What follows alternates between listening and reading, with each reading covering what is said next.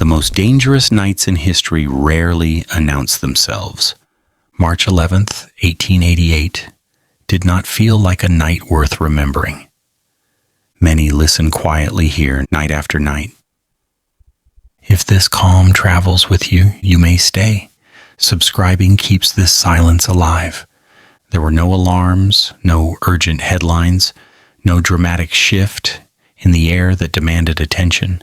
The city went to sleep confident, and that confidence was the most fragile thing in the room. People believed tomorrow would behave because it usually did. History has always found that belief convenient. In a Manhattan tenement, sleep arrived the way it always did, through habit rather than comfort.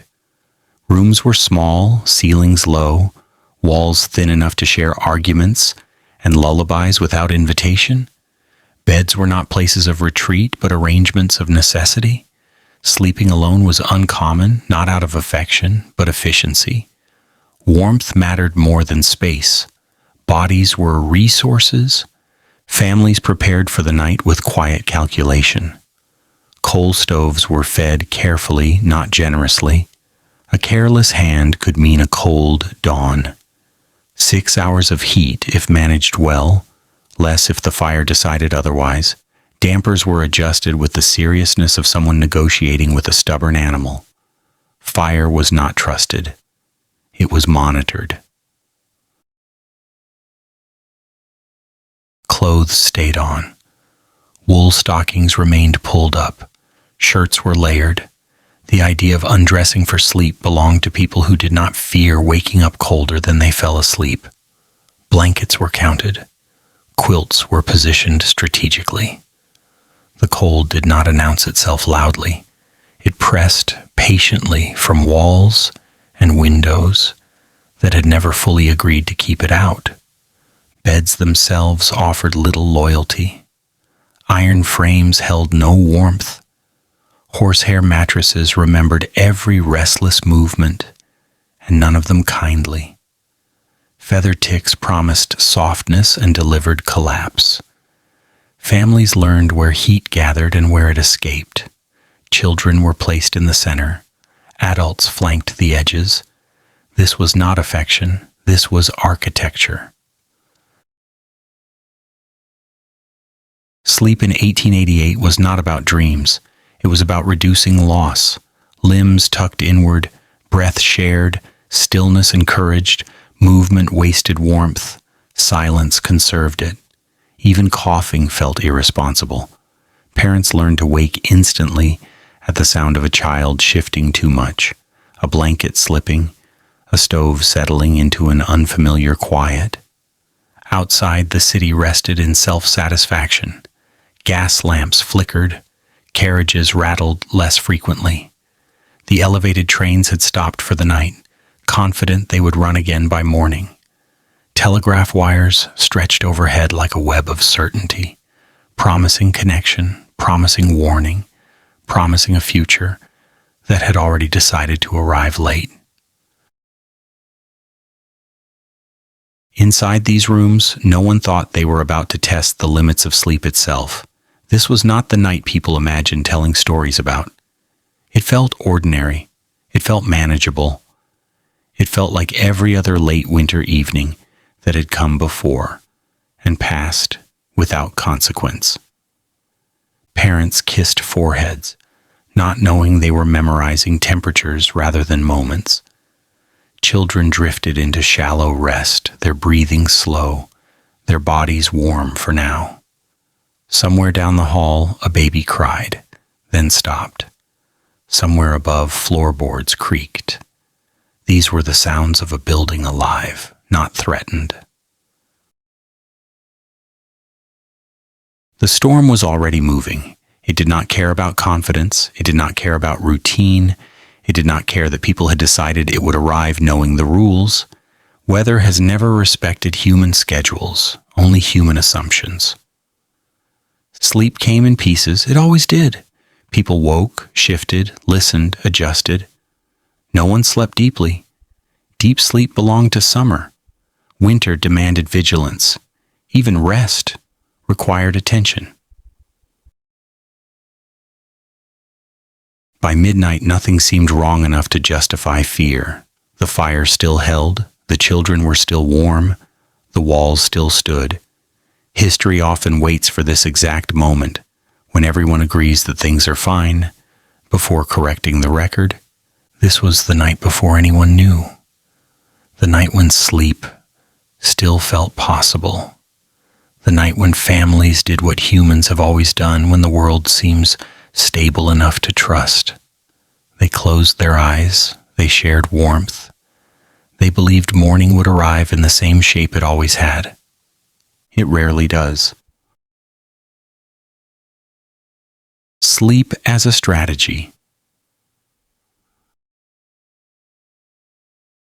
Sleep, in the kind of city that never truly relaxes, is usually treated like a personal habit, a private decision, a soft ritual you perform behind a door. But in the winter of 1888, sleep was not personal. It was logistical. It was engineering at the scale of a single room. It was a plan made out of breath, fabric, and the stubborn heat of bodies that had already given their best hours to work.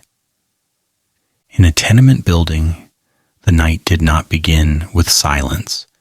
It began with adjustments.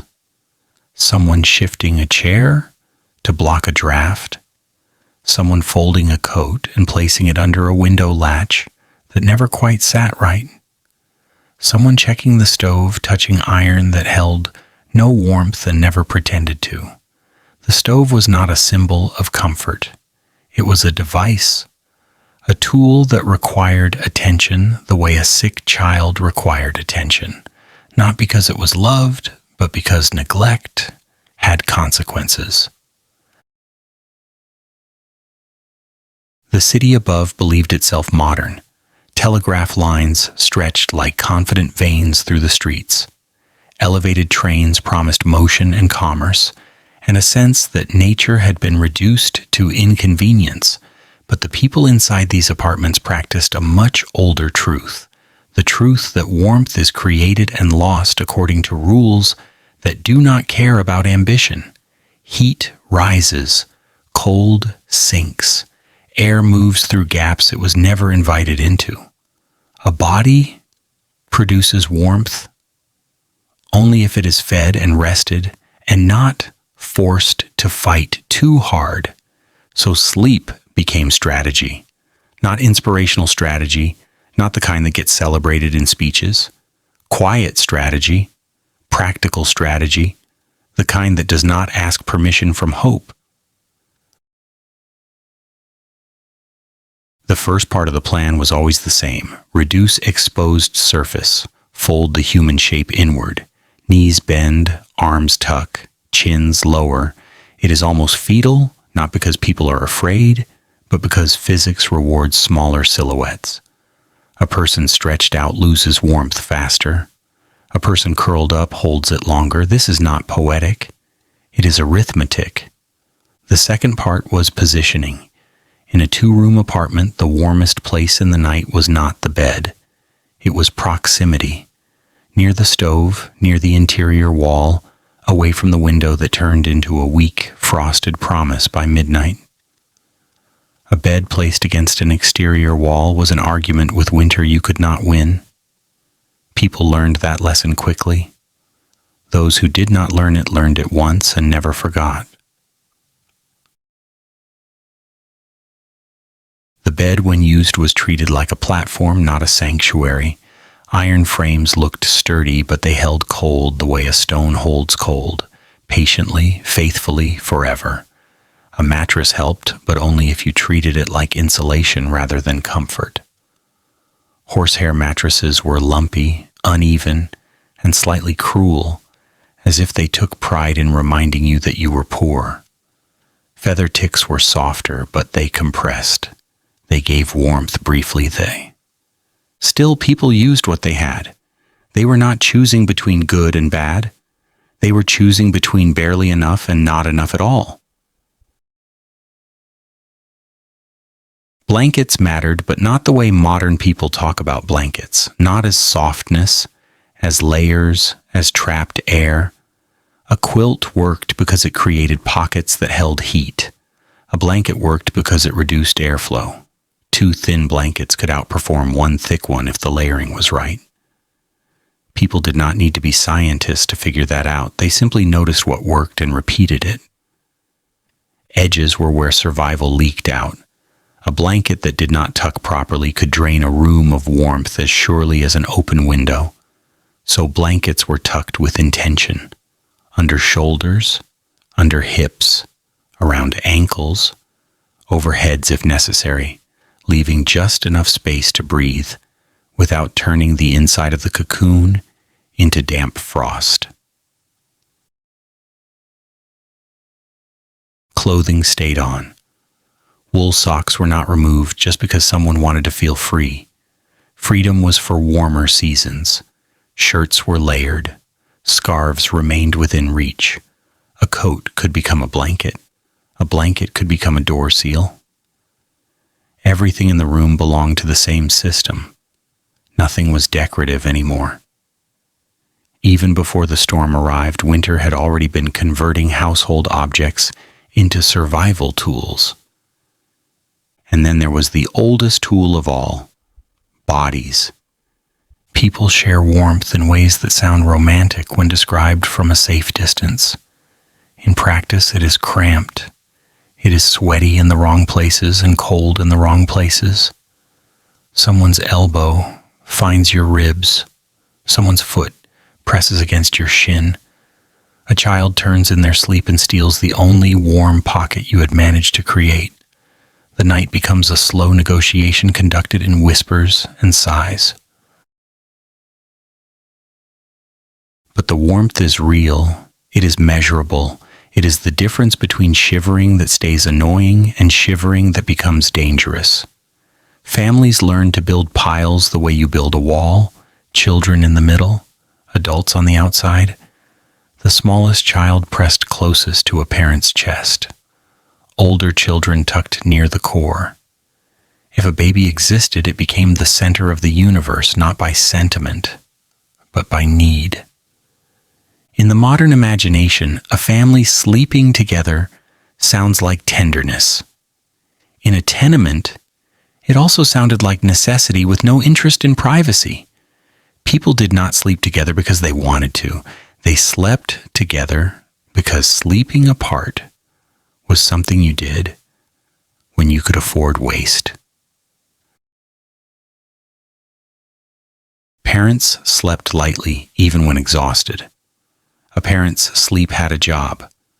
Listen for the stove, listen for the wind, listen for the subtle change in a child's breathing that meant the cold was starting to win.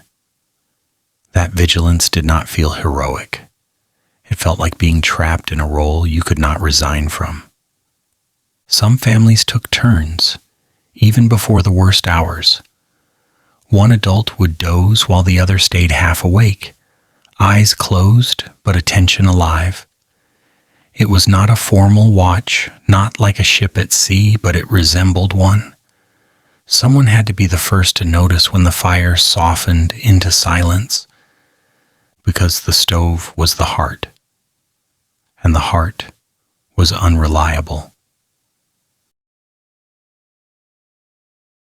Coal burned longer than wood, but coal was finite, and in poor apartments, it was always less than you wanted.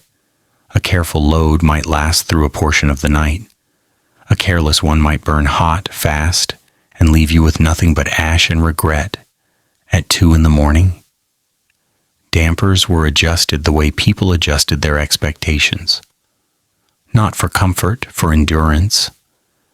Better to sleep slightly colder for longer than to enjoy an hour of warmth and spend the next 5 hours negotiating with numb fingers.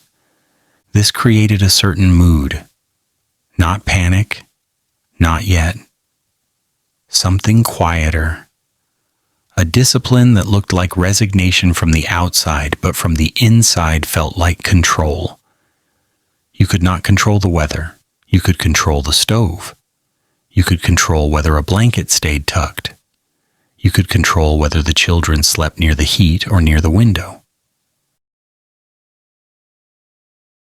This is one reason people endured those nights. They clung to the small controls because the world outside offered none. Tenement buildings, for all their misery, did provide one accidental advantage: density. Heat rose. Warmth leaked through floors and ceilings. Neighboring apartments functioned as insulation, whether you liked your neighbors or not. The building became a shared organism, a mass of bodies stacked in brick, each unit lending a little warmth to the next. It was not kindness. It was physics again, doing what physics does without moral judgment. This is the part that feels almost rude, if you think about it. The overcrowding that made life hard during the day could make the night survivable. The lack of privacy that humiliated people in daylight could save them in darkness. The city's worst features became, briefly, its protection. Even breathing mattered. In a closed room, exhaled air warmed the space a little. It also made the air heavier, damper, sometimes unpleasant. But warmth rarely arrives with perfect manners. People accepted the thick air because the alternative was thin, cold air that stole heat with every inhale. Sleep then became shallow by design. Deep sleep is a surrender. Shallow sleep is a compromise. People drifted in and out, waking to shift a blanket, to check a child, to listen for the stove's tiny sounds. They would wake without fully opening their eyes, like animals in a field, not because they were primitive, because they were intelligent, because the night demanded it. Children, of course, did not follow the rules. They slept hard when they could. Their bodies trusted the cocoon. Their minds floated into dreams, even as the room negotiated with cold. Adults watched them with a mixture of tenderness and calculation. A sleeping child was proof the system was working. A child who could not stop moving was a warning. This is where the story becomes quietly unsettling, because everything described here is normal for them. Not dramatic, not exceptional, just winter, just New York, just life. The storm had not even revealed itself yet. And already sleep was a system built on scarcity, on constant adjustment, on small risks managed hour by hour. That system was about to be tested not by something unfamiliar, but by something amplified. The same rules, just harsher consequences. The same cold, just more of it. The same wind, just louder, more persistent, more determined to enter every crack. And the strange truth is that the most modern parts of the city would struggle first. Wires would fail, trains would stop, communication would collapse into silence. But the older system, the one made of bodies and blankets and careful watchfulness, would continue to function imperfectly, stubbornly, like a method refined over centuries. So yes, sleep was strategy. Not because anyone wanted to make it one, because when the world outside begins to feel unreliable, the simplest technologies become the most dependable. A quilt, a coat, a pile of children, a parent staying half awake, a stove burning low instead of bright. A room arranged the way a living creature arranges itself in cold. On this night, before anyone knew what was coming, families did what humans have always done. They reduced loss, they shared warmth, they used closeness the way they used fire, not as comfort, but as survival. They slept the way you sleep, when you cannot afford to pretend the night is harmless. And somewhere beyond the city, beyond the lamplight and the confidence, the storm moved closer, quietly, patiently, without drama, the kind of enemy that does not shout because it does not need to. When the wind arrived, the wind did not enter the night dramatically. It did not crash or shout or announce itself as danger. It arrived the way problems often do, quietly enough to be dismissed at first, firmly enough to stay. Somewhere between midnight and the hour when the body forgets what day it belongs to, the air changed its behavior. People noticed it without fully waking. A shift in pressure, a sound that did not belong to the building. The walls had always made noise. Tenements complained constantly. Pipes clicked.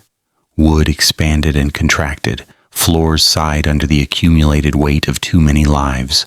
But this sound was different. It did not come from inside.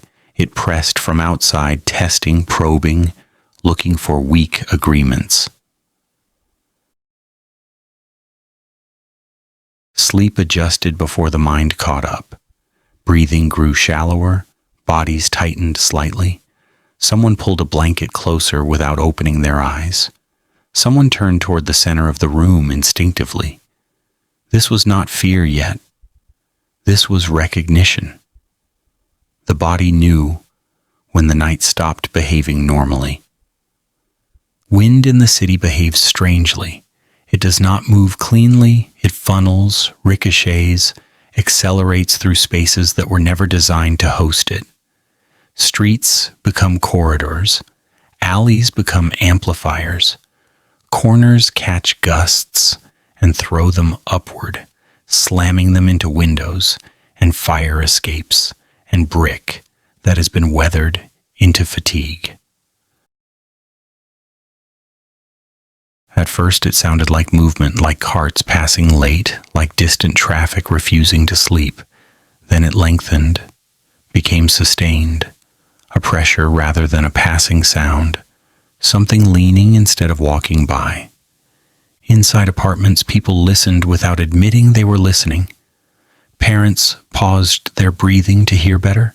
Children stirred and resettled. The stove made a small, uncertain sound, the kind it makes when the draft changes and the fire has to reconsider its priorities. Curtains shifted, not dramatically, just enough to notice, just enough to remind people that fabric moves when air decides it has business inside your home. Someone reached out and tucked a blanket more firmly along a windowsill. Someone else pressed a coat against a door seam that had always been a problem but never urgent until now. Sleep grew thinner. The night developed edges. Wind has a way of entering conversations without words. It rattles what should be stable. It hums through places meant to be solid. It makes glass vibrate in ways that feel personal. Windows did not break. Not yet. They complained. Soft rattles at first, then firmer objections. Frames shook slightly as if offended by the audacity.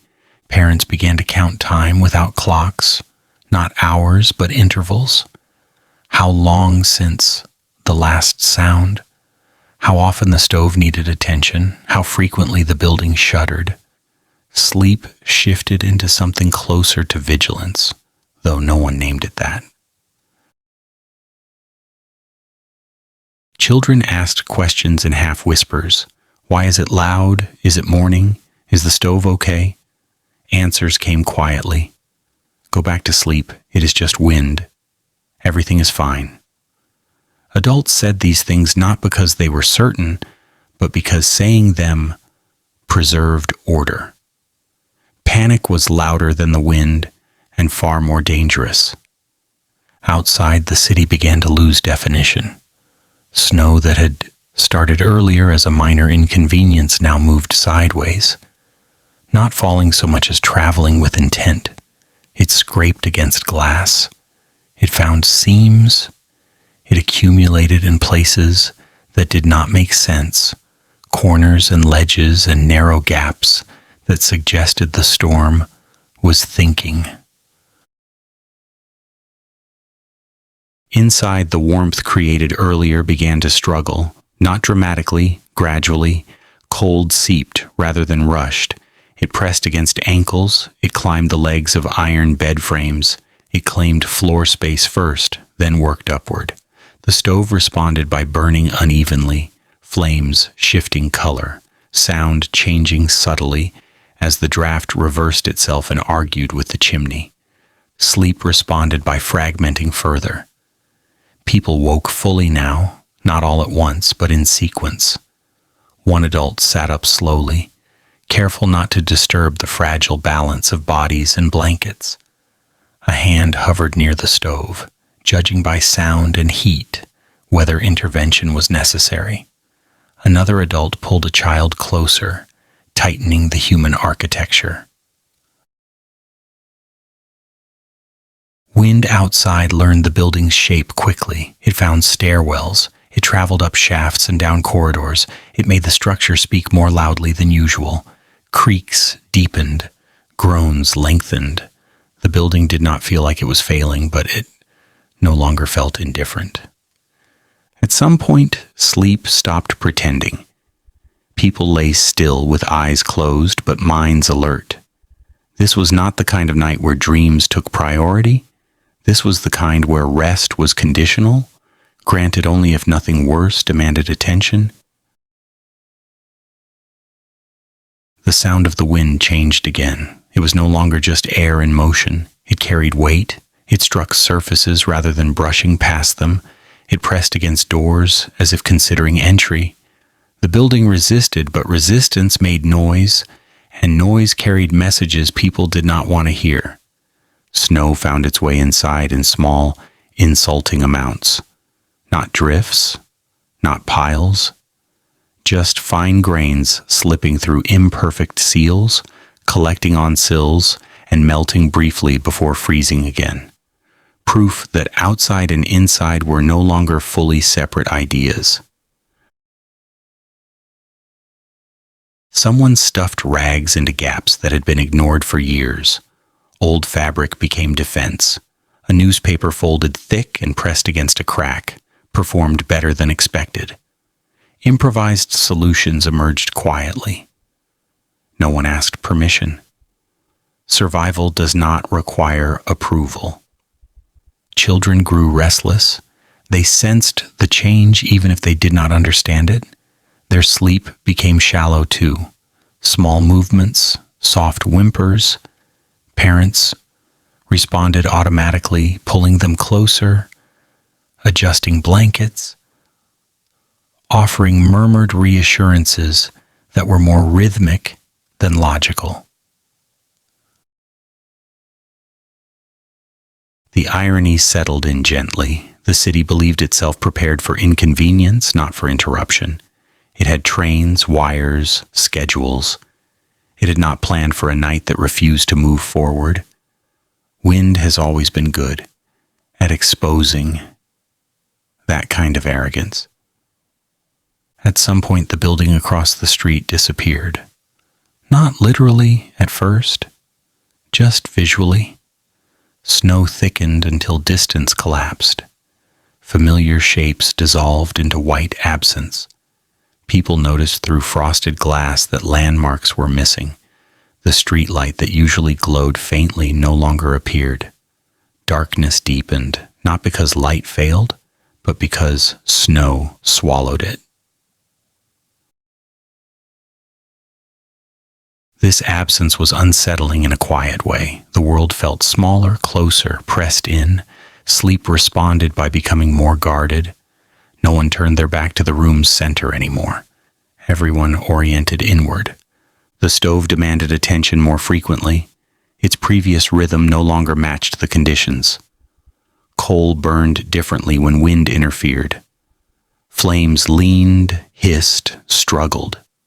Each adjustment was done carefully, deliberately, because mistakes now carried higher costs. This was the moment when people realized, without fully articulating it, that the night was not simply uncomfortable. It was active. It was doing something. and whatever it was doing, it was not finished. Sleep became a series of pauses rather than a continuous state. Close your eyes, count breaths, listen, adjust, repeat. The night stretched, time felt distorted, hours no longer mattered, only sequences: wind surge, wall sound, stove sound, child breath, wind again. Outside trains sat quietly on elevated tracks, assuming they would resume their duties when the storm lost interest. Wires strained overhead, accumulating weight they were never meant to carry. Inside apartments, none of that mattered yet. People focused on what they could reach with their hands. The wind did not ask whether anyone was ready. It simply continued, patient, persistent, learning, and sleep, once a simple act of surrender, had transformed into something else entirely.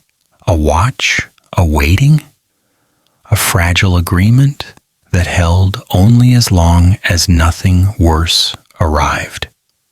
This was when the night crossed a threshold, not into chaos, not yet, into seriousness, the kind that settles into the chest and stays there, the kind that teaches the body not to expect kindness from the hours ahead.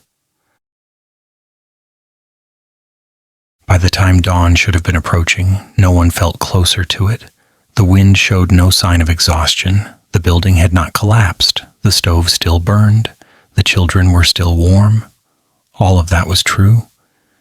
And yet something fundamental had shifted. Sleep was no longer something you entered.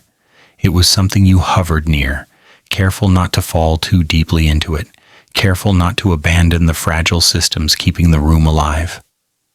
The night had arrived fully now, not as darkness, but as pressure.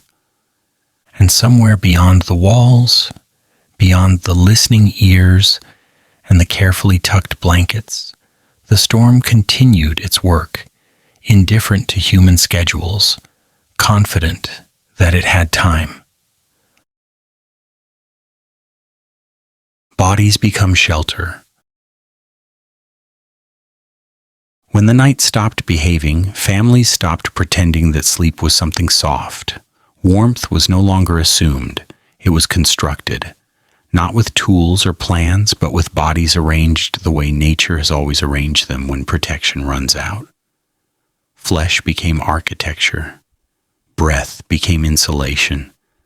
The room shrank until only what mattered remained. The first decision was instinctive. Everyone moved closer, not out of fear, not out of sentiment, but because distance suddenly felt expensive. Space leaked heat. Gaps invited the cold to sit down and stay. Parents drew children inward without discussion. Children followed without protest. The geometry of the room reorganized itself quietly. Bodies learned their roles. Adults positioned themselves between the cold and the small. Not heroically, not dramatically, simply because larger bodies lost heat slower and could tolerate exposure longer. Parents became walls, shoulders turned toward windows, backs pressed against doors that breathed too freely, legs angled outward, feet forming barriers against drafts creeping along the floor. Children were placed where warmth collected, against chests, between hips, tucked into the curve created by two adults leaning toward each other. The youngest became the center point, not because of affection, though that existed, but because vulnerability demanded priority, smaller lungs, faster cooling, less margin for error. This arrangement was not comfortable. Comfort was no longer the goal. Knees pressed awkwardly, arms went numb. Someone's elbow always found the least forgiving rib. Sweat gathered in places that did not deserve it while toes remained cold. But discomfort was predictable. Cold was not. Breathing changed. People learned to breathe quietly, not to save air, but to preserve warmth. Sharp exhales felt wasteful. Slow breathing kept the air around faces warmer. Even this adjusted without instruction. Bodies corrected themselves. Clothing became part of the structure. Coats stayed on. Scarves were repurposed as seals. A wool sleeve pressed into a crack performed better than any repair done in daylight. Shirts layered under blankets trapped air the way walls once did. Fabric stopped being personal. It became communal. The mattress, if present, stopped being a surface and became a platform. People piled onto it not to sleep well, but to lift themselves off the cold floor and share what heat rose. When mattresses were moved closer to stoves, no one argued. The room obeyed gravity and necessity. Iron bed frames, once symbols of stability, became liabilities. Cold traveled through metal faithfully. People learned to avoid touching them. Blankets were draped to prevent contact. Skin learned quickly which surfaces were traitors. Parents slept facing outward, even when exhaustion begged otherwise. Their backs became shields, their awareness stretched thin. Every shift of wind was felt along spines, every rattle transmitted through bone. Sleep came shallow, careful, interruptible. Children adapted faster than expected. They always do. Warmth and presence mattered more than location. A mattress in a kitchen felt no stranger than a bed in a bedroom. Sleep did not demand consistency. It demanded safety. At some point, more bodies entered the room. Neighbors, relatives, anyone who knocked quietly and asked without dignity. Doors opened not because there was abundance, but because additional bodies meant additional heat. Charity had nothing to do with it. Physics did. Rooms filled past capacity. 8 bodies where 4 belonged, 10 where 6 once fit. Adults negotiated space without words. Children stacked like firewood. Babies passed from chest to chest when arms grew tired. Everyone smelled like wool and smoke and damp breath. No one complained. This closeness produced strange calm. The wind still screamed. The building still groaned. But inside the pile, warmth stabilized. Breath synchronized. The body trusts patterns. Once the pattern held, panic receded slightly. Not gone. Managed. Sleep became collective. One person stirred, everyone felt it. One person woke fully, someone else followed. The room moved as a unit. Vigilance was shared. No single person carried it alone. Someone stayed half awake at all times. Not assigned. It simply happened. A mother watched the stove. A father counted breaths. A neighbor listened to the walls. When exhaustion forced one to drift, another rose into awareness automatically. This was not agreement. It was rhythm. The irony deepened quietly. The city outside relied on systems that separated people, individual tickets, individual schedules, individual responsibility. Inside these rooms, survival depended on merging. The closer people became, the safer they were. Even silence changed. It was no longer empty. It was full of breathing, of fabric shifting, of the subtle sound of bodies generating heat. The room sounded alive. That mattered more than light. Cold still found its way in. It always does. Ankles numbed, fingers stiffened. But the core held. The pile worked. Heat circulated slowly, stubbornly, refusing to disappear. Parents learned to rotate children slightly through the night, not fully moving them, just adjusting positions so no one stayed exposed too long. This was done half asleep, muscle memory guiding hands through practiced motions. No words, no lights. When someone shivered uncontrollably, the structure adjusted. Another body pressed closer. A blanket was shifted, a coat added. Shivering was not weakness. It was information. The stove burned lower now. Coal was precious. Bodies carried more of the burden. Fire supplemented flesh rather than replacing it. The room became a hybrid system. Heat from flame, heat from blood. Both unreliable alone. Together, just enough. The wind continued its assault. It did not weaken. It learned. It found new angles. It tested seams repeatedly, but it could not penetrate the center of the room, where breath and bodies built a wall it did not understand. This was ancient knowledge, older than cities, older than buildings. When structures fail, organisms cluster. Herds do this, nests do this. Humans pretend they have outgrown it until nights like this remind them otherwise. There was no romance in this closeness, no speeches about unity, just shared inconvenience and shared warmth. Sweat dried, breath fogged. Someone's heartbeat became a metronome against another's ear. Children slept deeper now, protected by layers of flesh.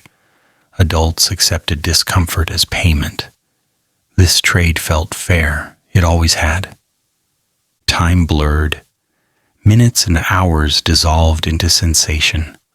Warm enough, not warm enough. Adjust, hold, wait. The night stretched without apology. Somewhere, someone prayed. Somewhere, someone counted. Somewhere, someone simply listened. All of it happened quietly, without coordination, without instruction. The body remembers what the mind forgets.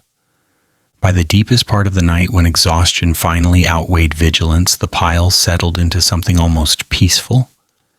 Not safe, not secure, but stable enough to allow rest. The kind of rest that keeps you alive rather than refreshed.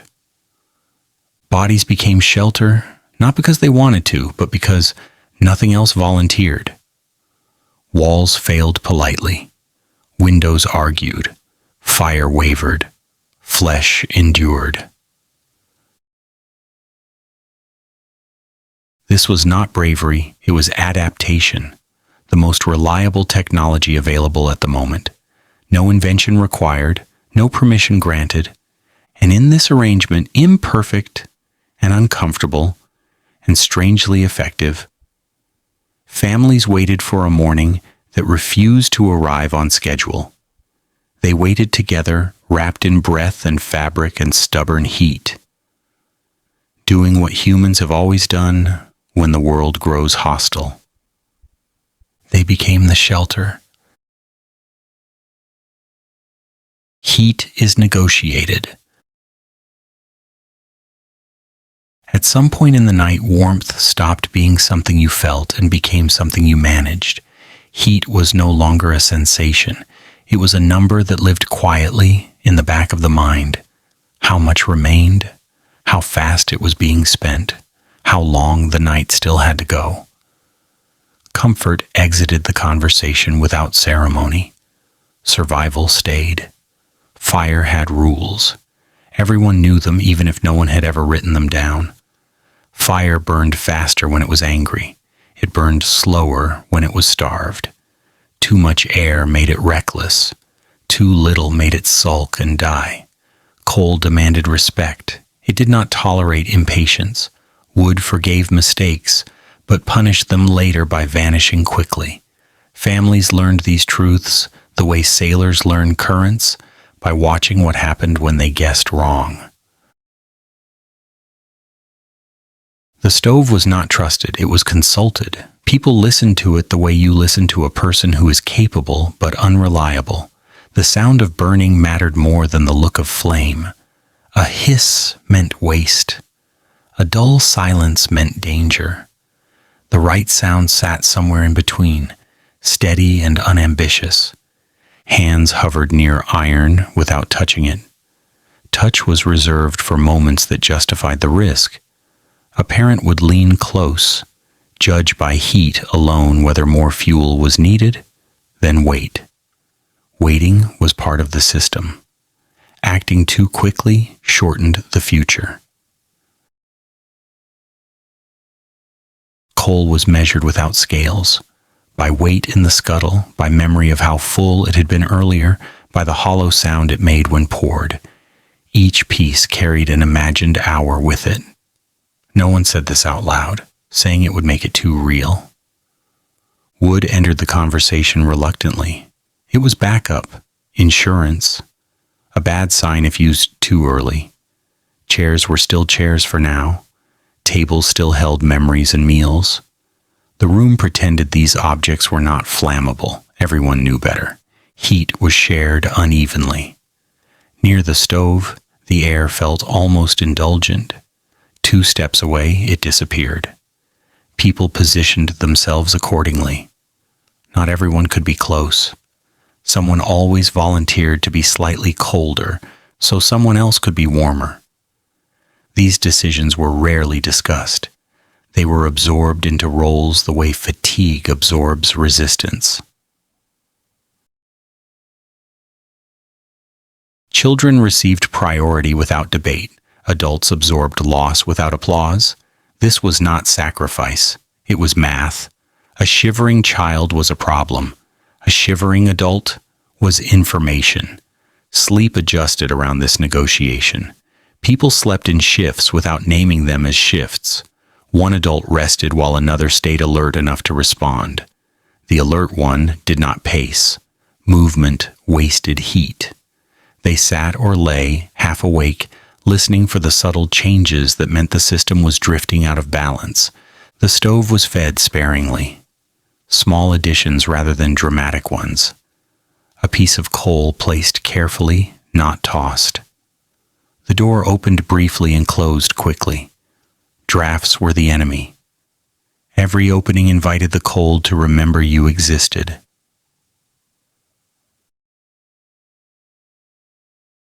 Wind complicated everything. It interfered with chimneys. It reversed flows that normally behaved. Smoke threatened to return indoors if the stove was offended. People learned to open doors at angles, to shield openings with their bodies, to apologize silently to the fire while adjusting it. Breathing became part of heat management. People noticed that heavy breathing cooled the face. Slow breathing preserved warmth. This was not meditation. It was economy.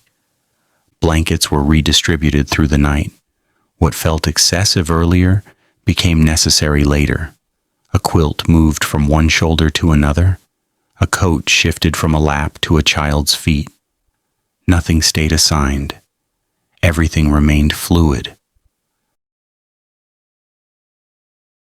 Neighbors knocked, quietly, not to borrow sugar or share news, to ask about coal, to ask about fire, to ask whether anyone had extra warmth to spare. Doors opened cautiously, then wider. Cold rushed in briefly, rude and impatient. Then the door closed, and the room recalibrated. Sometimes neighbors stayed. Sometimes they brought children. Sometimes they brought nothing but bodies and fear. Bodies were enough. The pile grew. Heat output increased. Space vanished. The negotiation adjusted. Someone always complained quietly, not about the cold, but about the unfairness of being uncomfortable while someone else slept warmer. This complaint never reached the surface. It dissolved in the understanding that fairness was a luxury that required abundance.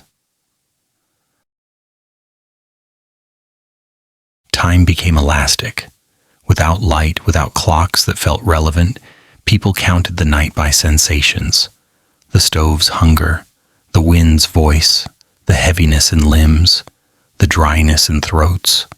These markers replaced hours. At some point the fire dipped too low, not catastrophically, just enough to shift the room's temperature downward. The change was felt immediately. Shivering spread like gossip. The alert adult moved, slowly, deliberately. Coal was added. The fire responded reluctantly, then stabilized. Everyone settled again.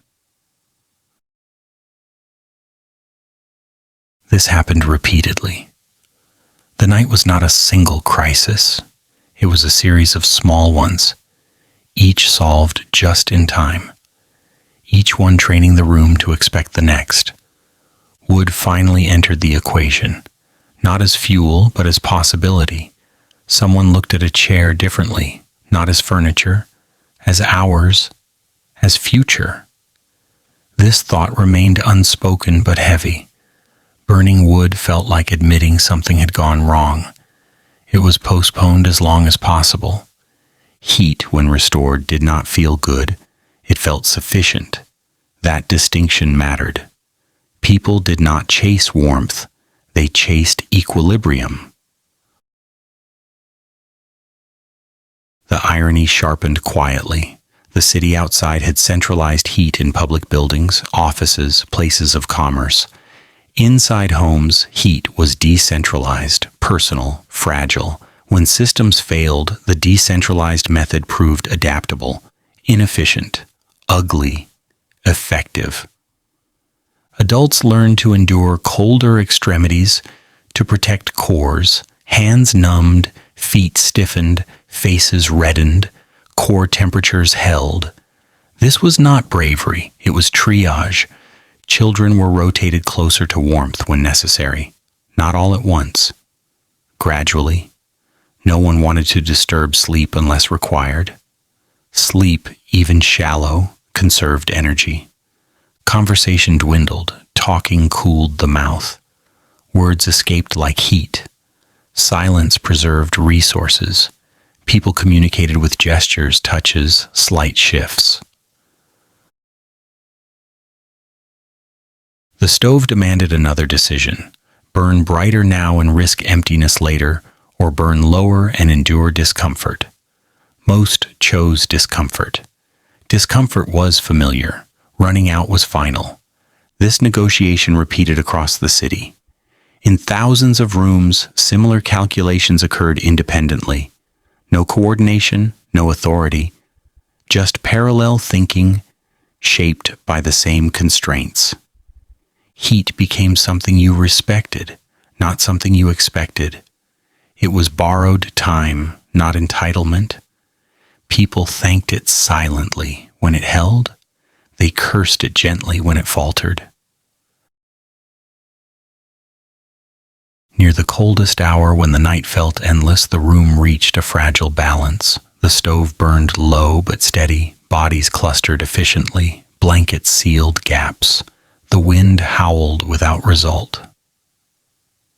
Heat loss slowed. This was not victory. It was a truce. People allowed themselves deeper rest then, not because they trusted the situation, but because exhaustion demanded payment. Sleep took them unevenly, one by one, the way waves claim stones. The negotiation paused but never ended. Even in sleep, bodies adjusted. Muscles twitched, blankets shifted. Someone woke briefly, checked the stove by sound alone, then drifted back. Heat was never free. It was earned, minute by minute, adjustment by adjustment. The night taught this lesson patiently. It would repeat it again before morning, and again the next night, and again for as long as the storm decided to stay. For now, the system held. Barely. Enough. When the fire failed. There is a particular silence that arrives when fire gives up. Not the dramatic silence of something breaking, but a thinner, more insulting quiet. The kind that settles into a room and waits to see what you will do about it. When the stove failed, it did not announce itself. It simply stopped contributing. The sound changed first, then the warmth followed it out. At first, people doubted their senses. Cold moves gradually. It blurs memory. Someone thought they imagined it. Someone shifted a blanket and waited for the familiar return of heat. It did not come. The room held its breath.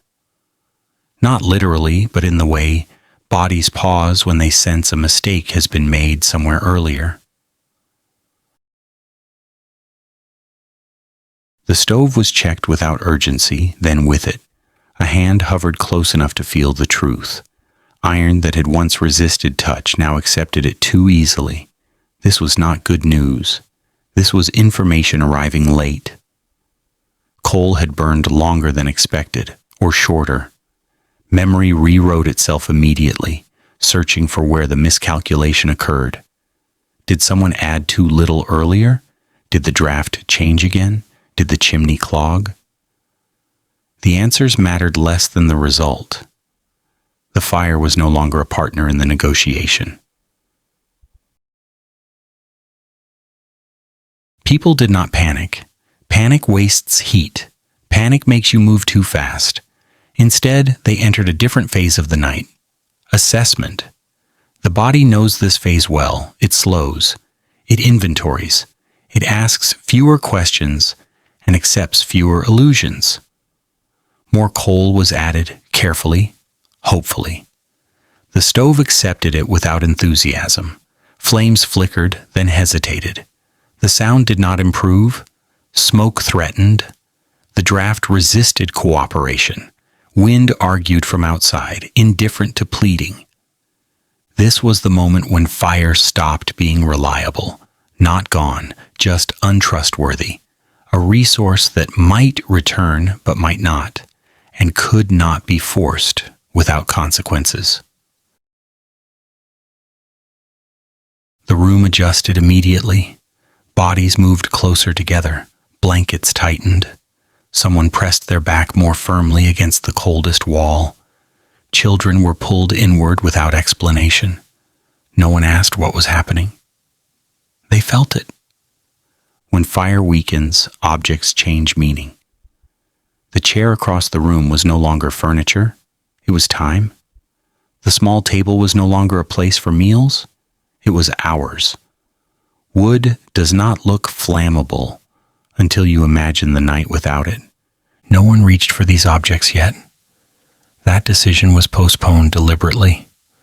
Burning furniture felt final. It meant the system had failed rather than adapted. People prefer to believe adaptation is still possible. Hands rubbed together slowly, not vigorously. Vigor burns calories. Slow friction preserved warmth without spending too much. Breathing slowed again. The room leaned inward, physically and mentally. Sleep retreated further. This was not the phase where rest came easily. Eyes closed, but awareness stayed. Every shift of fabric was noted. Every sound from the stove was interrogated. The building groaned again, louder now, as if amused by the drama happening inside. Children shivered briefly, then settled as bodies closed around them. Shivering is expensive. Adults absorbed it where possible. Muscles tightened, shoulders hunched. The body did what it always does when deprived of external heat. It turned inward and rationed. Someone suggested trying the fire again, not with words, with movement. Another piece of coal, another careful adjustment. The stove responded with indifference. The flame appeared, weak and unreliable, like a promise already reconsidering itself. The room accepted this outcome without ceremony. There were worse failures possible. Fire that smoked was more dangerous than fire that died. People knew this. Smoke stole breath faster than cold stole heat. Better a cold room than a poisoned one. So the fire was allowed to fail politely. The door was closed. The stove became a silent object again. Useful perhaps later, Not now. This decision marked a transition. Heat would come from bodies alone for a while. This was not ideal. It was survivable. People shifted again. Adults rotated positions so no one remained exposed too long. Blankets were redistributed with precision. A coat moved from an adult to a child. An adult accepted colder shoulders without comment. Complaints remained internal. Furniture entered the conversation again. A glance, a calculation, how much wood, how long it would burn, what would be lost. People delayed. Delay was power. As long as the option existed, hope remained. The irony lingered quietly. The room was full of objects designed to serve human life. Tables, chairs, shelves, all of them suddenly secondary to warmth. Civilization shrank to its essentials rapidly when fire left the room. Breathing grew louder, not panicked, condensed. Fog formed briefly in front of faces before disappearing into shared air. The room smelled different now. Less coal, more wool, more human. Someone began to count, not aloud. Counting breaths. Counting minutes between checks.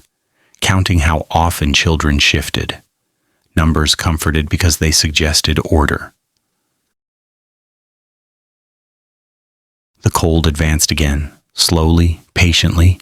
It claimed fingers first, toes, ears. It tested resolve rather than breaking it. This kind of cold does not attack. It waits for mistakes.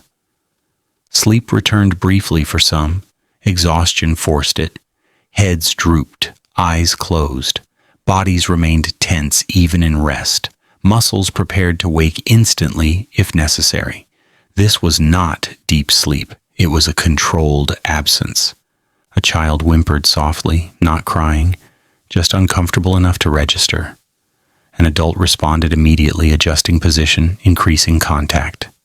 The sound stopped. The system recalibrated. Someone finally stood, slowly. The movement cost warmth, but it was chosen. The chair was approached. Fingers tested the wood. Solid, dry, flammable. The decision hovered. This is where modern stories like to insert drama, a speech, a moment. In reality, it was quiet, practical. Someone nodded. The chair was broken carefully, minimizing noise. Pieces were selected with restraint. Not everything. Just enough. The stove was reopened cautiously. Wood placed gently. The draft adjusted with the patience of someone who no longer expected cooperation. Fire returned reluctantly, offended but willing. Heat did not flood the room. It seeped, slowly. The change was felt more than seen. Shivering eased. Breath deepened slightly. The room exhaled together. Furniture burned differently than coal. Faster, hotter, less predictable. People knew this. They planned accordingly. This was temporary. A bridge, not a solution. The chair ceased to be a chair. No one mourned it. There would be time later for regret. Tonight demanded function. Sleep shifted again. Slightly deeper. Still guarded. The fire required monitoring. Someone stayed alert. The rotation continued. Vigilance remained shared.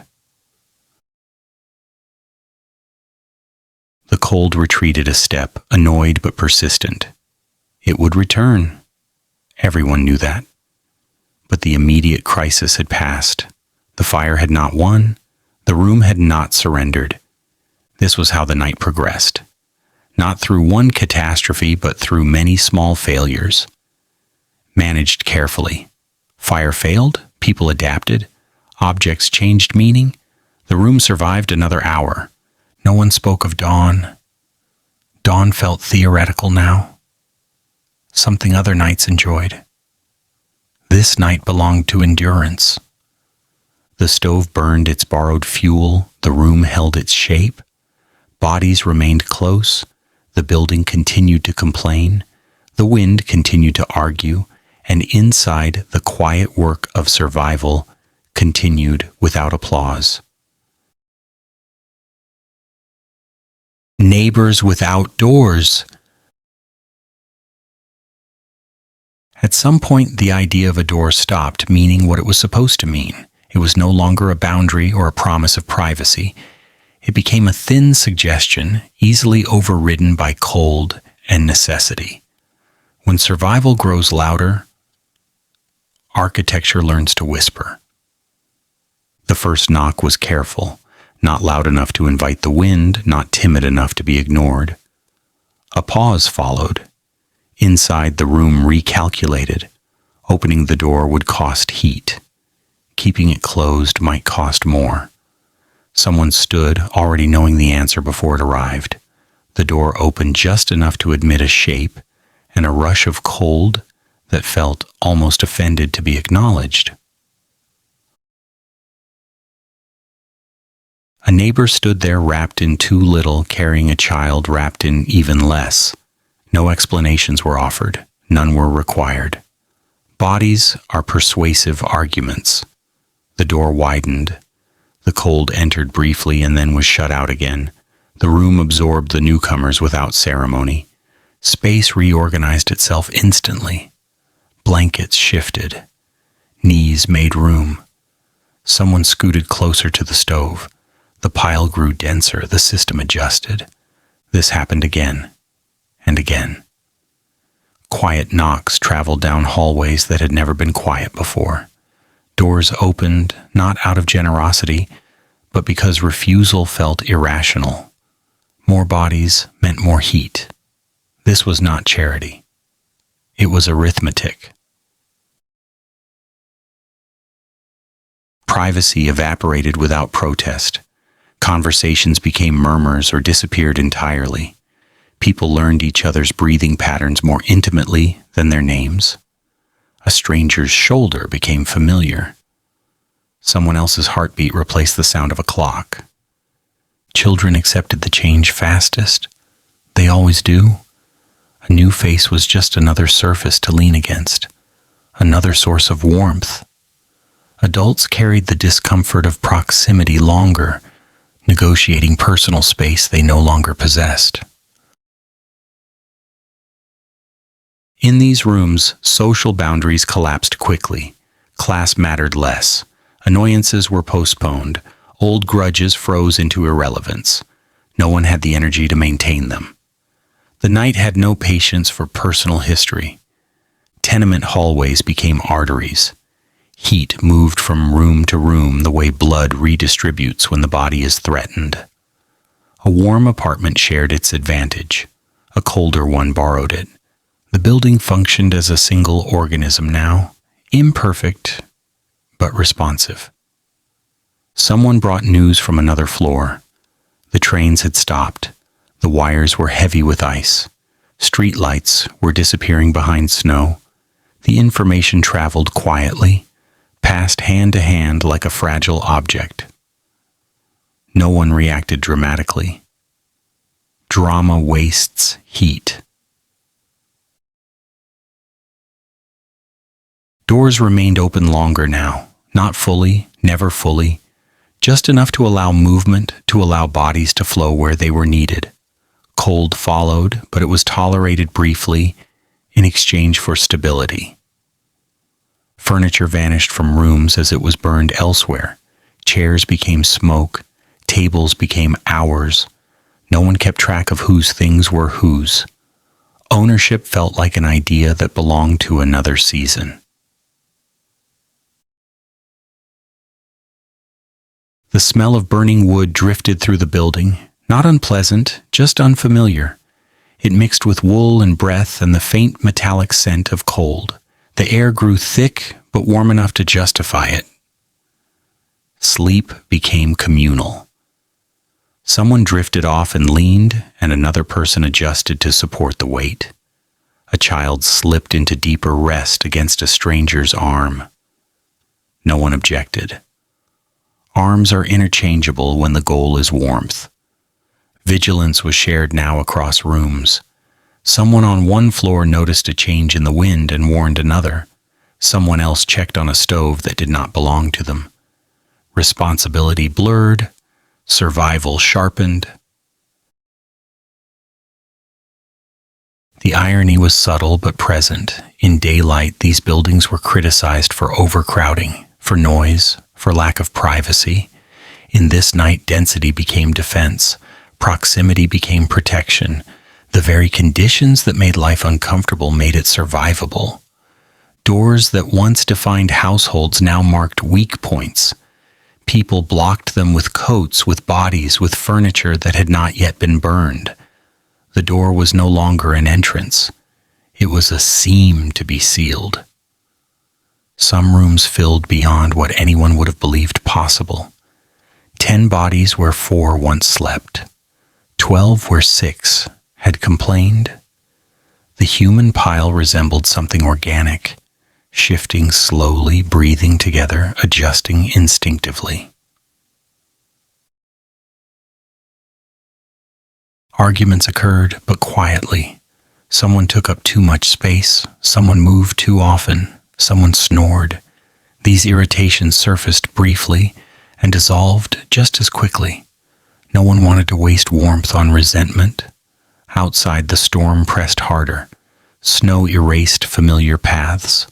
The building stood isolated, no longer part of a city but an island of heat, surrounded by white noise.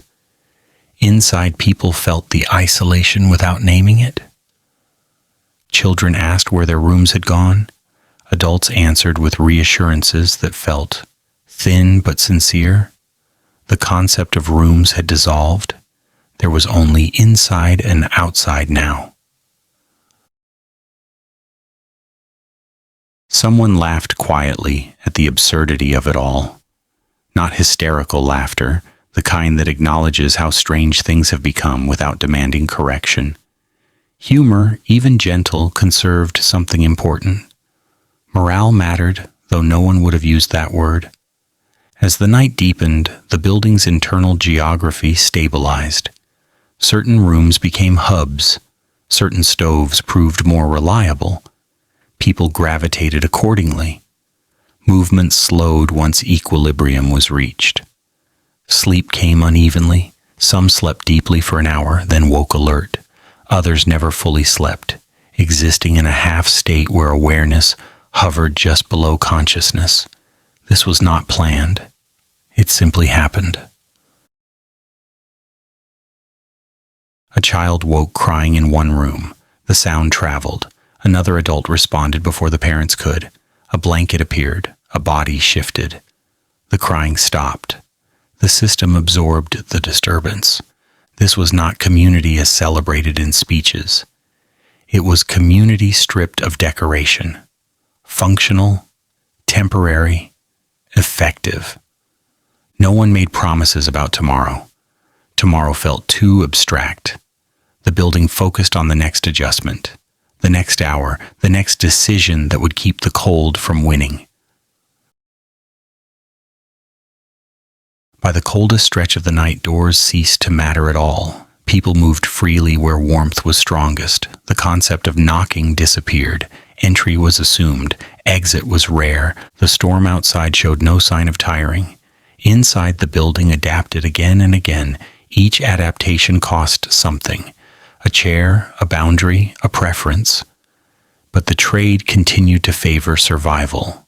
When exhaustion finally pulled people into deeper rest, they slept, surrounded by strangers, wrapped in borrowed blankets, leaning against bodies they might never speak to again.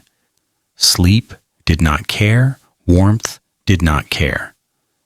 The night demanded cooperation, not familiarity. In the morning, when it eventually came, people would rediscover their doors. They would apologize. They would retrieve belongings from strange corners. They would rebuild privacy slowly. But in this night, none of that mattered. For now, neighbors existed without doors. The building breathed as one. Heat circulated where it was needed. And the storm, loud and relentless, found itself arguing not with individuals, but with a collective shape it could not easily penetrate. When hours stopped behaving like hours. Time did not disappear during the storm. It simply stopped behaving the way people expected it to. Clocks continued their quiet labor, hands moving with stubborn loyalty, but no one trusted them anymore. The numbers meant little when the outside world had dissolved into noise and white pressure. Inside, time stretched, folded, and pooled in unfamiliar ways. Night did not arrive cleanly. It leaked in. Darkness crept through frosted windows long before evening should have claimed it.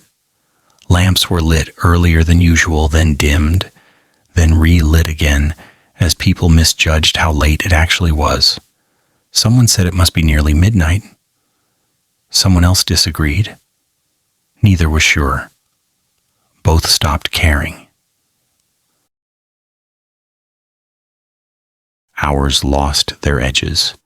Without routines to mark them, they softened and blended together. No factory whistles, no street traffic, no footsteps on stairs from neighbors leaving for early shifts. The usual signals that divided 1 hour from the next were gone. What remained was duration without structure.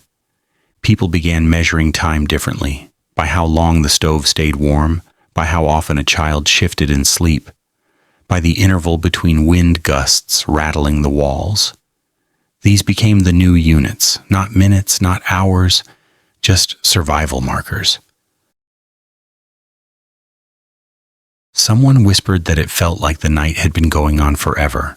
The comment was not dramatic, it was observational. The storm did not feel intense so much as endless. Intensity exhausts itself. Endlessness does not. Sleep came in fragments. No one surrendered fully to it. Even those who closed their eyes remained half present, ready to adjust blankets or respond to a sound that might signal danger. This state had no clear beginning or end. It hovered. Children drifted in and out of consciousness without complaint. Their breathing slowed, then quickened, then slowed again. Adults noticed this with unnecessary concern, counting breaths until they felt reassured. Counting became another way to pass time. In the absence of daylight, the mind began to lose confidence in its own estimates. Someone was sure only an hour had passed since the last tending of the fire. It had been 3. Someone else believed morning must be close. It was not. The storm distorted perception gently, persistently. Stories surfaced quietly, not because people wanted entertainment, but because memory provided structure. A remembered anecdote had a beginning and an end. That was comforting. Someone spoke about a winter from childhood that had seemed unbearable at the time. Another corrected a detail. The disagreement lasted briefly before dissolving into shared silence. Silence itself changed character. It was no longer empty. It was crowded with listening. Every ear stayed tuned to the building, to the wind, to the fire. Silence became active. Bodies stiffened in prolonged stillness. People shifted carefully, apologizing in whispers for movements that were necessary. No one minded. Stiffness meant circulation slowing. Movement was allowed. The idea of tomorrow felt theoretical, not denied, just distant. It existed somewhere beyond the storm, beyond the night, beyond the current calculation of warmth. People did not plan for it. Planning required a stable sense of time, and that had temporarily gone missing. At some point, someone asked what day it was. The question lingered unanswered. Eventually, someone guessed. The guess satisfied no one, but it also did not matter. Days required daylight to distinguish them. Without it, they collapse into continuity. The storm outside kept working without pause. Wind rose and fell, but never rested. Snow continued its steady accumulation, indifferent to clocks and calendars. This constancy made human timekeeping feel almost arrogant. Inside, fatigue did strange things. It sharpened some perceptions while dulling others. A flicker of flame became mesmerizing. The sound of breathing grew louder. Thoughts slowed, then looped, then faded altogether.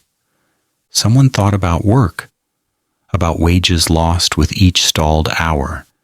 The thought arrived briefly and then retreated.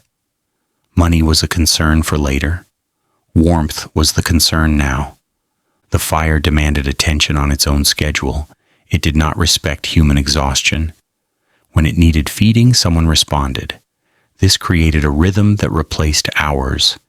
Tend the fire, rest, tend the fire again. This was time now.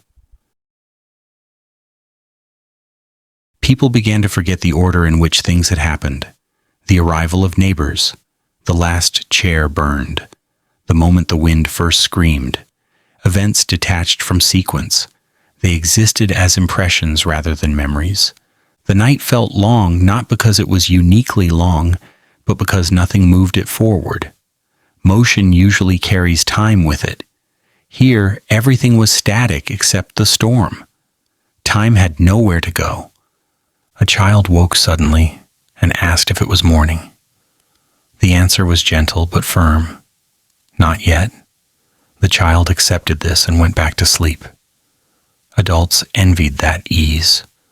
Hunger crept in quietly, not urgent enough to demand action, but persistent enough to be noticed. Someone passed around a small piece of bread. It was divided carefully. No one suggested saving it for later. Later was unreliable. The mind drifted toward thoughts of warmth remembered.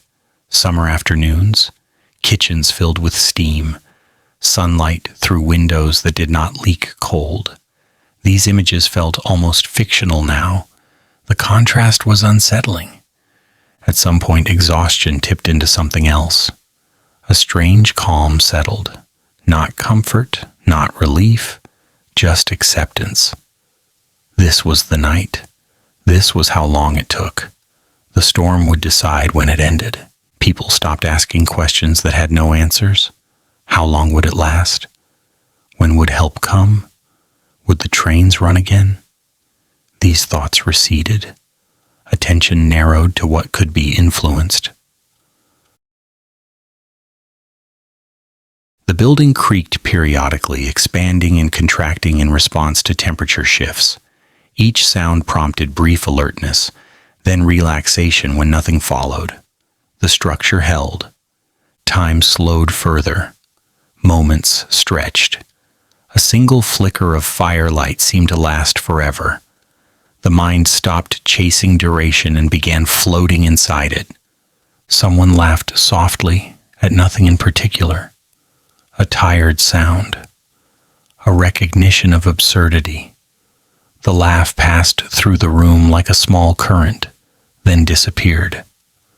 The storm reached its deepest point sometime after what should have been midnight. No one knew this for sure, but there was a sense of descent, of reaching the bottom of something. The wind sounded heavier, the cold pressed closer. Then gradually, without announcement, something shifted. Not the storm itself, but perception. The darkness no longer felt infinite. It still existed, but it had limits now. This realization was subtle and easily missed. People began to believe cautiously that time might resume its normal shape eventually. Not yet, but later. The idea re-entered quietly. Sleep deepened, breathing synchronized. The room settled into a collective rest that was more profound than before. This was not victory. It was endurance, finding a steadier rhythm. Somewhere far away, morning was preparing itself. The storm did not know this. The building did not know this. But time, patient and indifferent, continued its work. For now, hours remained strange, uncooperative, stretched thin and overlapping, but they were moving, however slowly, toward an edge that would eventually be called dawn. When morning arrived without confidence. Morning arrived quietly, almost apologetically, as if unsure it was welcome. It did not announce itself with sunlight or warmth. It slipped in through the edges of the storm, diluted and hesitant, a pale suggestion rather than a declaration. People noticed it not because the room grew bright, but because the darkness changed texture. It thinned. It softened. It became less heavy. Someone stirred and said it must be morning. The word felt fragile when spoken. Morning usually carried authority. This one did not. It offered no reassurance. It brought no promises. It simply appeared and waited to be interpreted. Light pressed against windows that no longer remembered how to be transparent. Frost and snow distorted it into something muted and gray. Shapes outside were still indistinct. The world remained erased. If this was morning, it was an incomplete version. Bodies shifted carefully, as if afraid to break whatever fragile balance had been achieved overnight. Limbs were stiff. Joints protested. Circulation returned slowly, painfully. People tested fingers and toes with quiet concentration, relieved to feel sensation even when it hurt. Children woke first, as they often do, curious and restless. They asked questions that adults did not yet have the energy to answer. Is it over? Can we go outside? Is Papa coming home? Each question was acknowledged gently and postponed. The fire had diminished but not died. Someone tended it without comment, feeding it the last remaining pieces that could be spared. Smoke rose lazily, unconcerned with human expectations. Heat returned in modest increments. Morning usually reset routines. This one did not. No one reached for shoes or coats. No one discussed breakfast plans beyond vague possibilities. The day did not feel like a day yet. It felt like a continuation of night with slightly better visibility. The silence changed again. The storm still roared, but something underneath it shifted. The building listened differently now. The absence of collapse became noticeable. The fact that walls were still standing felt significant. People approached windows cautiously, as if the outside might react to being observed. What they saw was not a street, but a surface. Snow had transformed familiar paths into smooth, deceptive plains. Landmarks were gone. Distances lied. Someone remarked that the world looked smaller. Another disagreed. It looked larger, they said. Both were correct. The loss of reference points shrank understanding while expanding uncertainty. Morning revealed the cost of the night. Furniture missing, floors crowded, faces drawn and pale. The evidence of improvisation lay everywhere. Burned edges, ash where objects had once been useful. No one commented on these losses immediately. Inventory felt premature. Survival had first priority. Evaluation would come later when time behaved more predictably. Neighbors began speaking again, softly, testing voices that had been unused for hours. Names surfaced. Simple greetings exchanged. Familiarity returned gradually, cautiously, as if people were reintroducing themselves to one another. Someone ventured into the hallway and returned with news. Another building down the block had collapsed under the weight of snow. No details. Just the fact. The room absorbed this information quietly. Gratitude mingled with unease. The idea of leaving the building arose tentatively. It was dismissed just as quickly. Outside was still hostile. Morning had not tamed it. Visibility was marginally improved, nothing more. Children pressed their faces to windows and left small, clear patches with their breath. They traced shapes in the frost, reclaiming a small sense of agency. Adults watched this with tired affection. Hunger sharpened now that the night had loosened its grip. The body noticed absence more clearly in daylight. Food was discussed seriously, rations counted, plans made that were flexible by necessity. Someone suggested boiling water, someone else pointed out the difficulty. The conversation ended without resolution. Solutions would emerge when conditions allowed. Morning light revealed fatigue honestly. There was no hiding it now. Shoulders slumped. Eyes remained unfocused. People moved more slowly, conserving energy that might still be needed. Outside, the storm showed no interest in the human concept of morning. Snow continued to fall. Wind continued to push it sideways. Nature did not recognize shifts of time as meaningful boundaries. This indifference felt personal, even though it was not. Humans expect response. The storm offered none. Despite this, something subtle improved. The night had demanded endurance. Morning demanded patience. The difference mattered.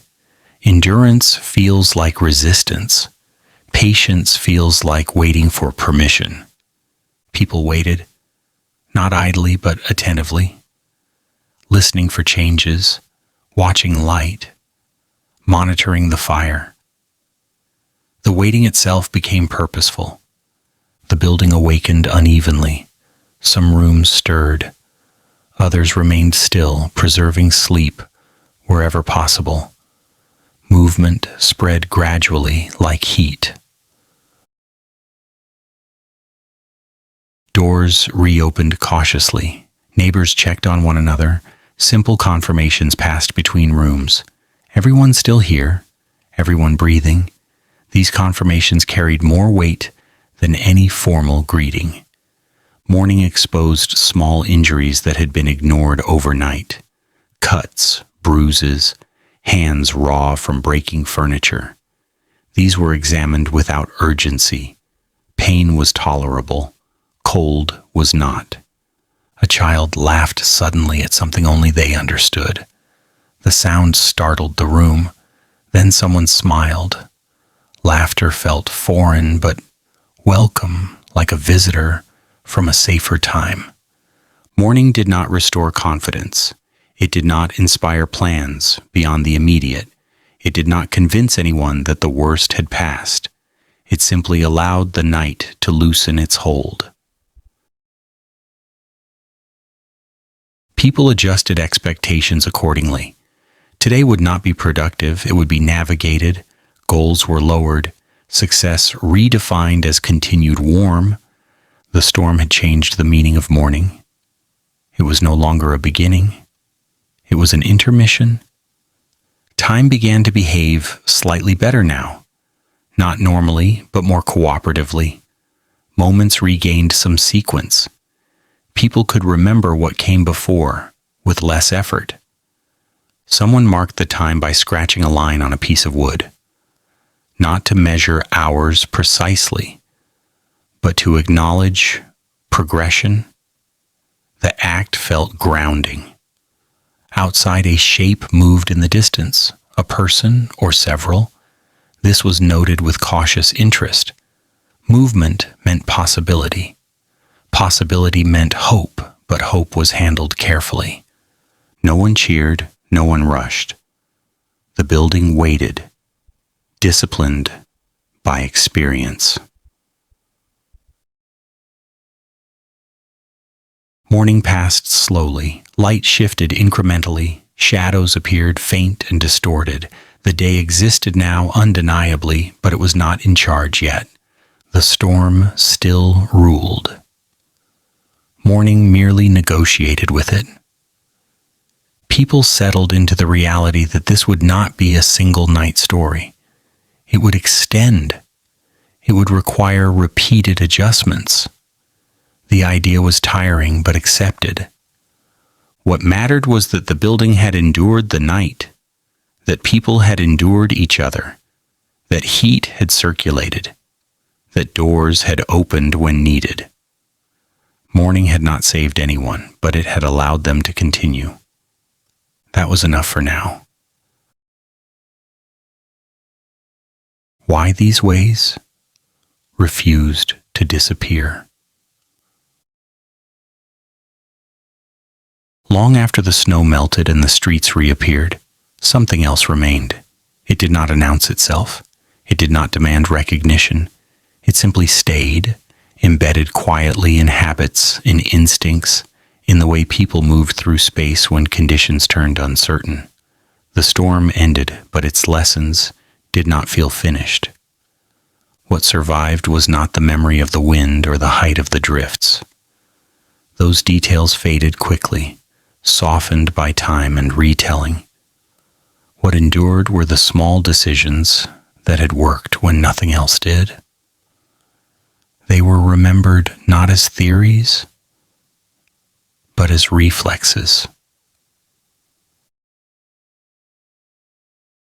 People learned without ever writing it down that warmth prefers density. That isolation is a luxury best enjoyed only when conditions allow it. That walls are negotiable and doors are suggestions when weather becomes hostile. These ideas did not remain locked in one winter. They resurfaced whenever circumstances echoed the past. In later storms, families slept closer together without discussion.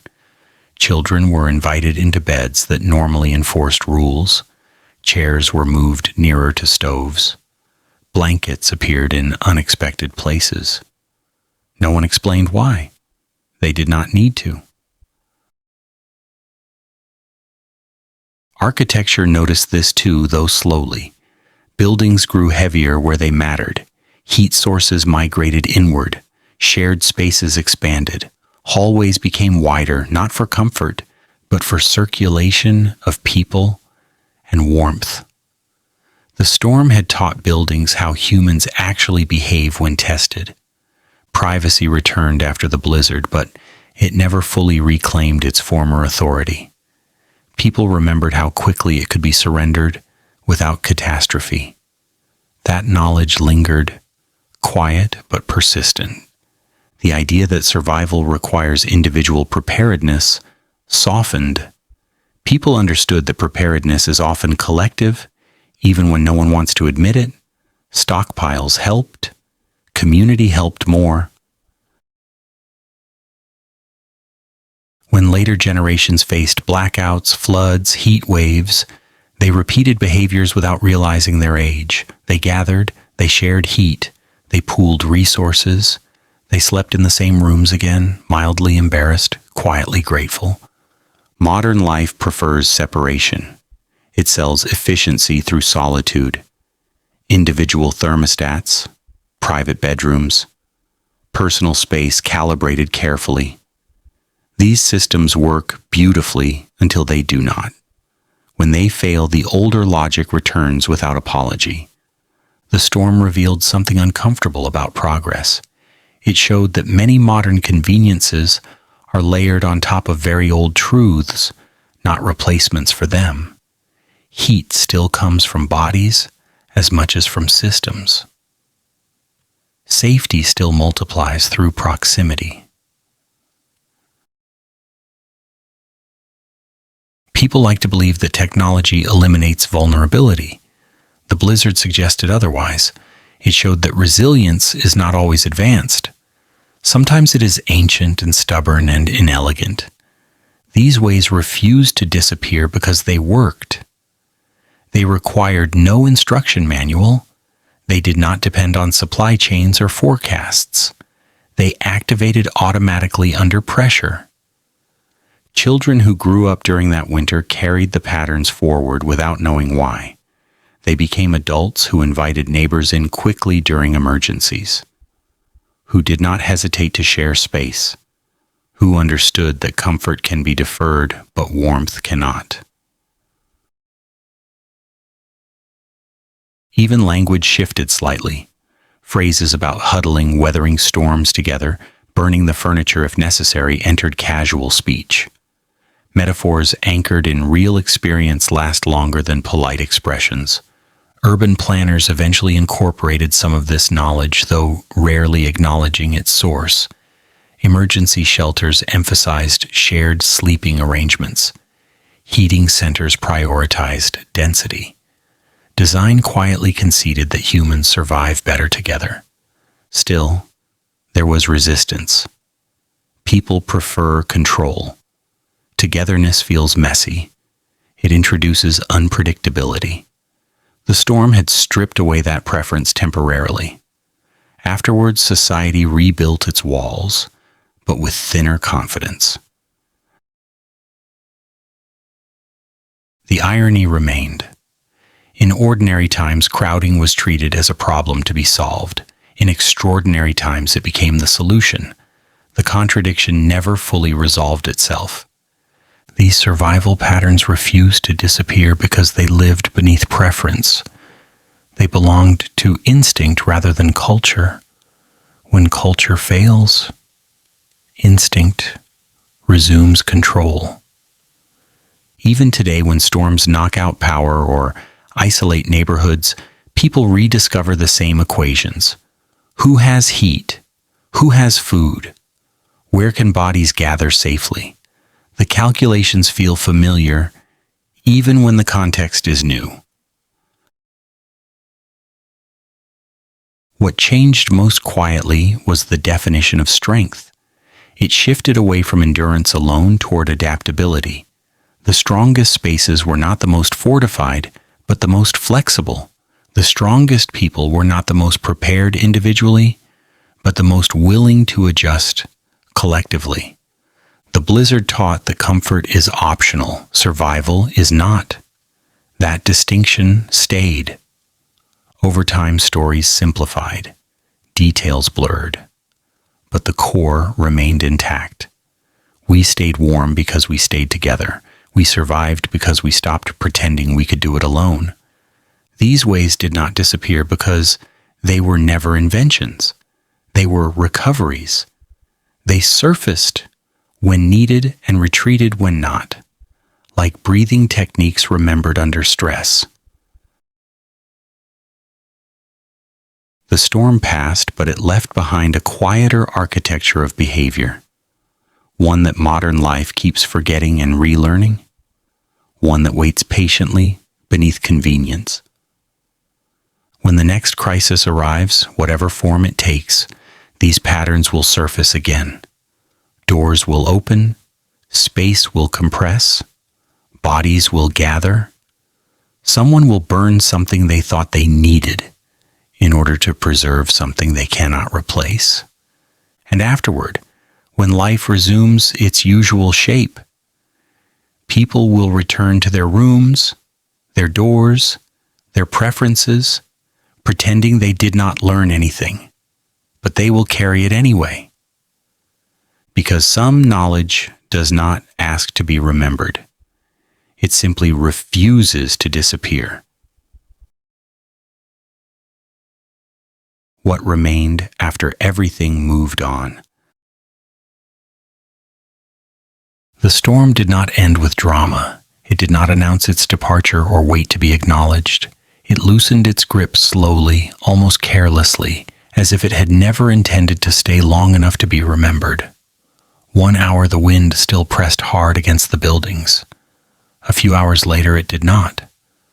Snow still lay everywhere, but the air no longer felt aggressive. It felt indifferent again. People noticed this change cautiously. No one trusted it at first. The quiet after a storm can feel suspicious, like a pause before something worse. Windows were watched, doors were tested. Breath was held longer than necessary. The world outside looked calmer, but calm had recently proven unreliable. Eventually, movement resumed. not confidently, but deliberately. Someone stepped into the hallway. Someone else followed. Boots met snow that resisted them with stubborn silence. Streets had to be rediscovered inch by inch, as if they had been misplaced rather than buried. The city reappeared slowly, embarrassed by its own absence. Corners emerged first, then stoops, then entire buildings rose from the white as if waking from a long, unpleasant sleep. Familiar shapes returned, stripped of detail, simplified and quiet. Inside the buildings, people began the careful process of separating again. Blankets were folded, shared spaces thinned. Names were exchanged properly now, sometimes for the first time. Gratitude was expressed awkwardly. Apologies were offered for things no one had minded. Privacy returned with a strange weight to it. Rooms felt larger than before, almost excessive. Silence stretched uncomfortably. The absence of breathing bodies made spaces feel hollow. Some people left doors open longer than necessary, unsure when to close them again. Furniture that had survived felt suddenly fragile. Objects were regarded differently now. A chair was no longer just a chair.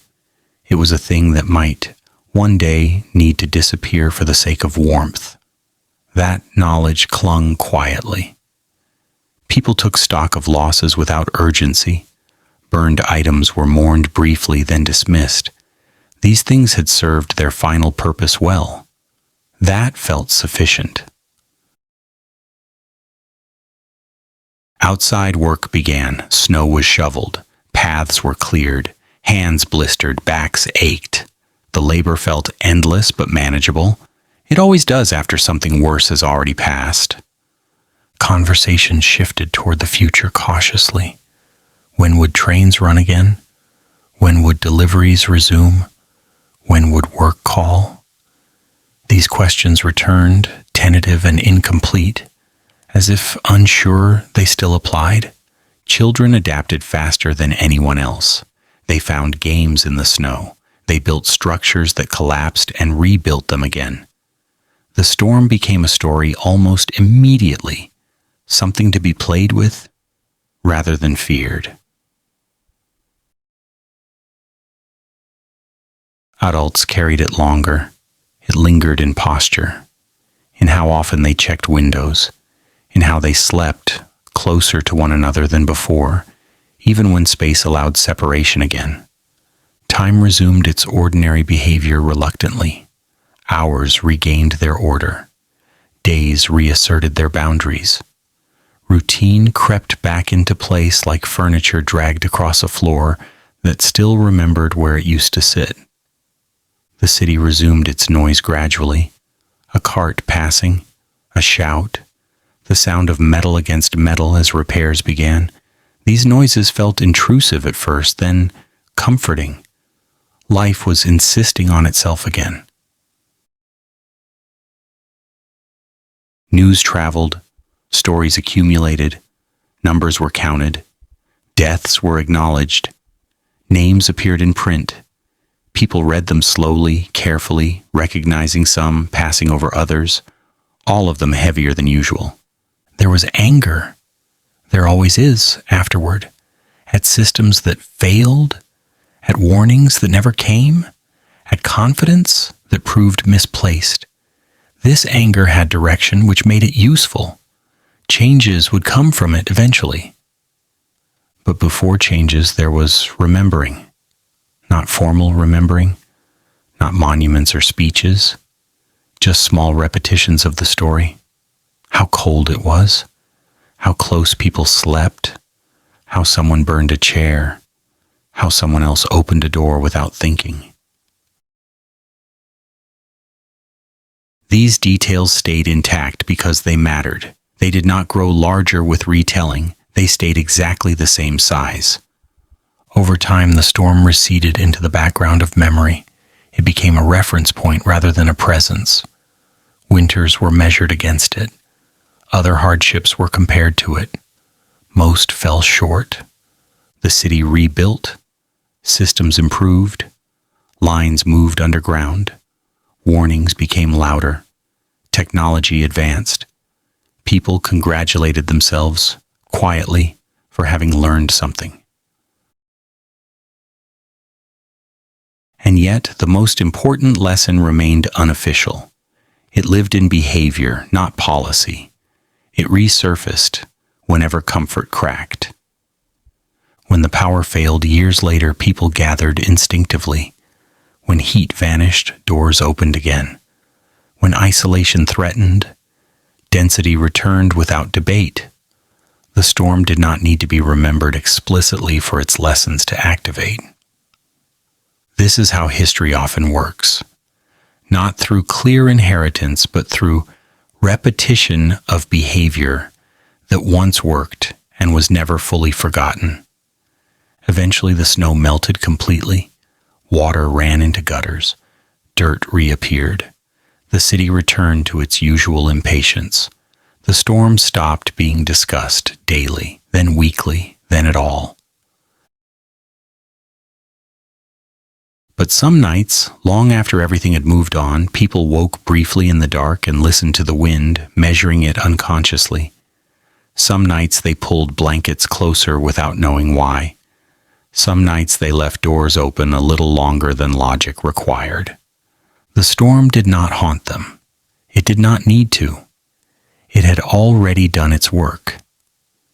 It left behind an understanding that survival is quieter than heroism, that cooperation does not require permission, that comfort is negotiable, but warmth is not. It left behind a memory that did not demand attention, only readiness. When the city grew confident again, as cities always do, the knowledge waited patiently underneath. It did not argue. It did not compete. It simply remained available. Because the storm did not take everything. It left something behind. A way of responding. A way of rearranging life when the world insists on becoming hostile. And when the next storm arrives, whatever shape it takes, people will not need to remember this one consciously. Their bodies will remember for them. They will gather, they will share heat, they will open doors, they will do what worked before. Then, when it passes, they will separate again, rebuild privacy, restore routine, and carry the knowledge quietly forward. That is how these nights survive history, not by being retold endlessly, but by shaping what happens when the lights go out and the cold moves in. The storm left without saying goodbye. Everything moved on. Something stayed.